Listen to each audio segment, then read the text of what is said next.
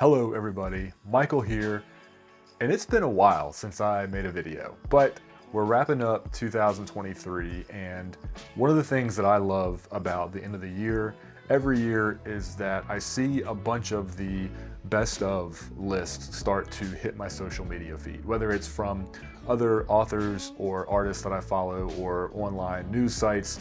Everybody pumps out their, the best movies of 2023, the best books of 2023, TV shows, so on and so forth.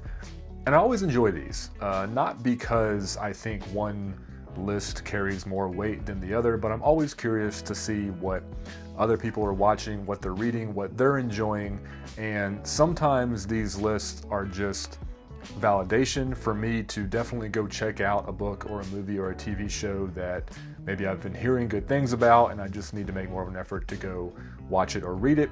But it's also a really good opportunity for me to discover new things, new movies, new books, new shows that maybe I haven't heard of or were flying under the radar, and now I have a good reason to go and check them out because other people that I think have similar taste and interests to me are liking those things, so maybe I'll like them too. So off and on, over the last few years, I've put together my own list, mostly my favorite books of the year. It's usually in written form. I usually put it up on my blog over on Substack, or I have sent it out on my newsletter, or posted it on Facebook. But this year I thought I would just make a video because it sounded like fun and I haven't made a video in a long time. So here we go. Here are my top 4 books that I read and top 4 movies that I watched in 2023. And yeah, I picked 4 because 3 wasn't really enough. I was having a hard time squeezing my favorites into 3.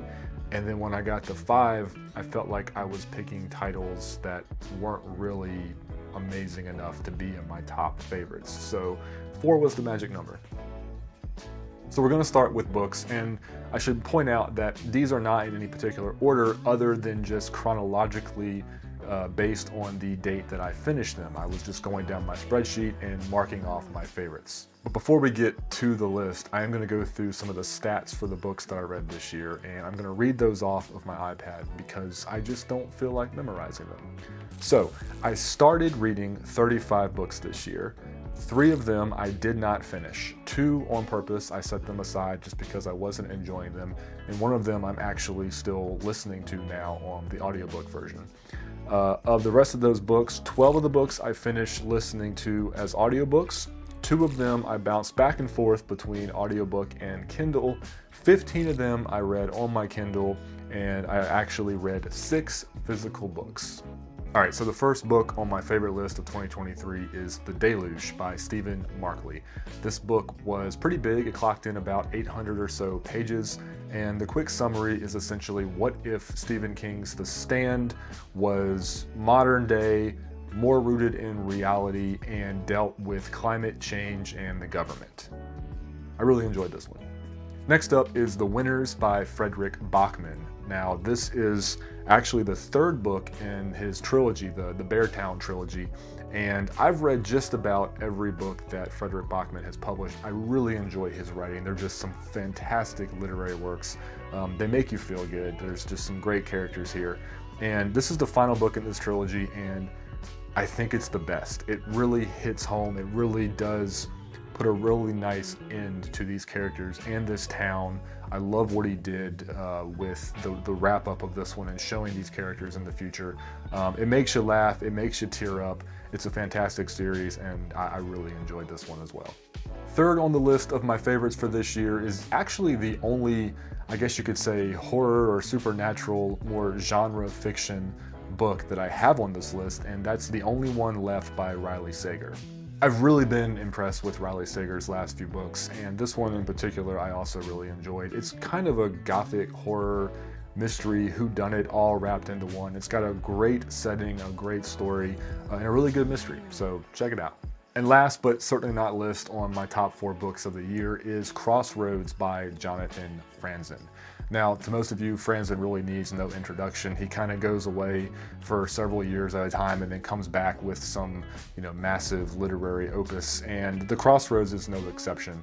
I listened to this in audiobook form a lot on my vacation this year, on the trip down and back, and also while I was there. And Franzen just has such a knack for characters and is so good at expressing emotions and the reality of so many situations that we can find ourselves in as human beings. And he explores some really interesting themes always. And for people that have never read Franzen, I always recommend they start with the corrections because I think it's his personal best. And this book, in my opinion, maybe is better than the corrections, but is definitely the one that I've enjoyed the most since that one, and that says a lot.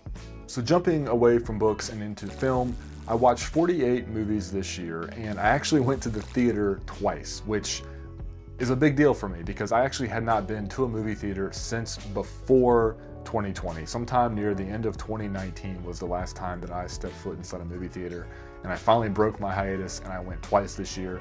Once for Scream 6 and once for the movie that is first on my list of favorites this year, and that was Oppenheimer, directed by Christopher Nolan.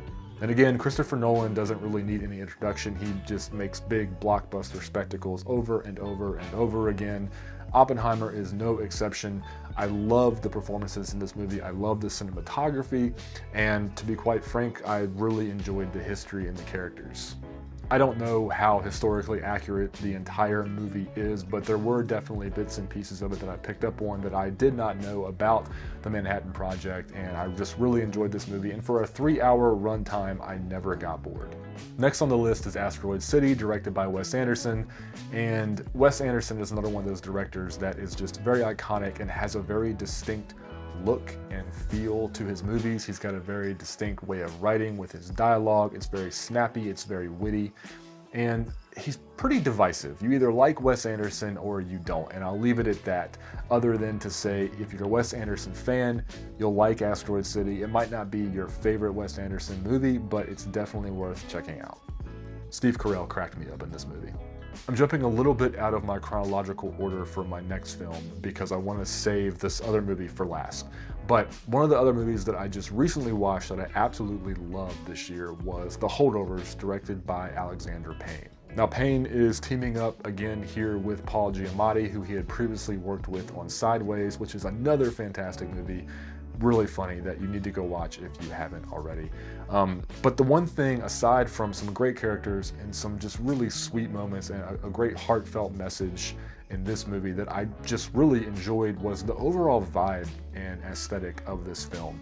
It looks like it was shot on film, not digitally, but I checked on IMDb and they actually did shoot it digitally, but kind of gave it a film emulated look in post-production, which I think is pretty cool. But with the settings, and I believe it was the 1970s, and then the snow and the old, boarding school, it just had a really cozy vibe to it. You felt like you were there with the characters, and I loved every minute of this movie.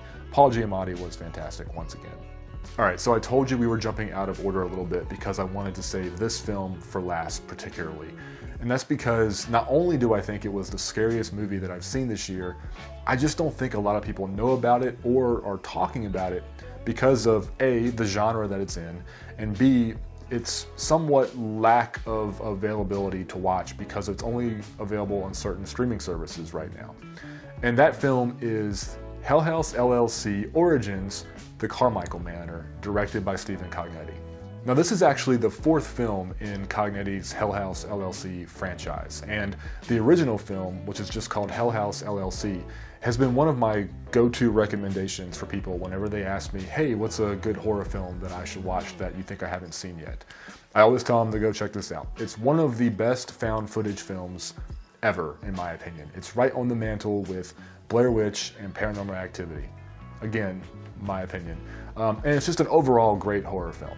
Now, the second film in the trilogy, or the franchise I should say, not as good. The third one is pretty solid, but I gotta say, the fourth one, this newest one, which is called Hell House LLC Origins: The Carmichael Manor, a very long title, is great. It's right there with being just as good, if not maybe slightly even better than the first one. Cognetti is really just flexing all of his muscles here. He's taking, I think, everything that he learned from those first three films and really just developed it and honed in, and just has written a really tight script with some really fun moments. I watch a lot of horror. I don't get scared very easily. I watched this film in the dark here in my basement, and I legitimately got chills a few times, and it made me squirm a little bit. It's fantastic. So this is my last film on the list, and definitely my new go-to recommendation if you're a horror fan. Go check out Stephen Cognetti's Hell House LLC franchise. Watch them all, but the first one and now this most recent one, amazing. So there you have it. Those are my favorite books and movies of 2023. Hope you enjoyed. Hope you maybe found something you're interested in. And do me a favor, jump down into the comments and let me know some of your favorites. I'm always looking for new suggestions. All right, that's it. I'm done. Thanks for watching, guys. Hope everybody has an amazing holiday, and I'll talk to you soon.